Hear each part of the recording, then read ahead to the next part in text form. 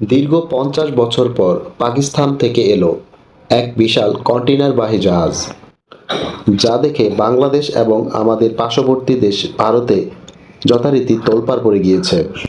হঠাৎ এই বড় কন্টেইনারে বাংলাদেশে কি আনা হয়েছে এবং তা দেখে ভারতের এত মাথা ব্যথা হওয়ার কারণ কি, তা জানবো আজকের ভিডিওতে।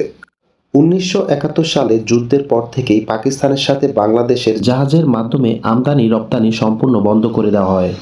এরপর সীমিত আকারে কিছু আমদানি রপ্তানি চললেও ২০০৯ সালে শেখ হাসিনা সরকার ক্ষমতায় আসার পর থেকে আমদানি রপ্তানির পরিমাণটি সীমিত হয়ে পড়ে। এমনকি নিরাপত্তাজনিত কারণ দেখিয়ে পাকিস্তানের অধিকাংশ পণ্য বাংলাদেশের রাজস্ব বোর্ড থেকে লাল তালিকাভুক্ত করা হয়।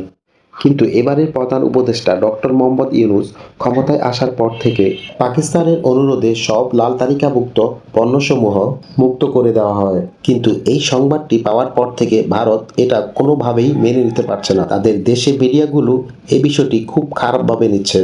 ভারতীয় মিডিয়ার সেসব আচরণগুলো দেখতে হলে ভিডিওটি শেষ পর্যন্ত দেখতে থাকুন।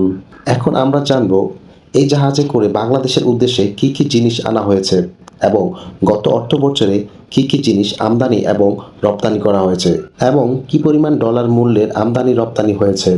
গত অর্থবছরের রপ্তানি ছিল ৬,২৪,০০,০০০ ডলার আর আমদানি করা হয়েছিল ৭৪,৪৬,০০,০০০ ডলার।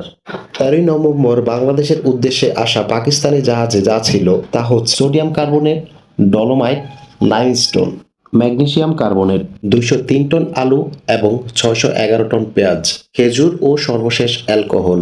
আর এ সকল পণ্য মিলিয়ে মোট ৩৭০ কন্টেইনার পণ্য নিয়ে আসে এই জাহাজটি। কিন্তু ভারতীয় গণমাধ্যমগুলো ভাবছে এই জাহাজে করে মাদক, অস্ত্র এবং বিভিন্ন ক্ষতিকর সামগ্রী নিয়ে আসা হয়েছে বাংলাদেশে।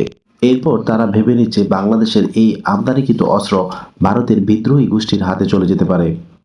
এটাকে বাংলাদেশের মিডিয়া এবং বাংলাদেশের সরকার সম্পূর্ণ অপপ্রচার হিসেবে দেখছে। এগিয়ে যাওয়ার নাম জীবন, আর পিছিয়ে পিছিয়ে আরো পেছনে চলে যাওয়ার নাম কোথায় বাংলাদেশ। ৪০,০০০ কোটি টাকার অস্ত্র এসছে বলে খবর। বিপুল অস্ত্র।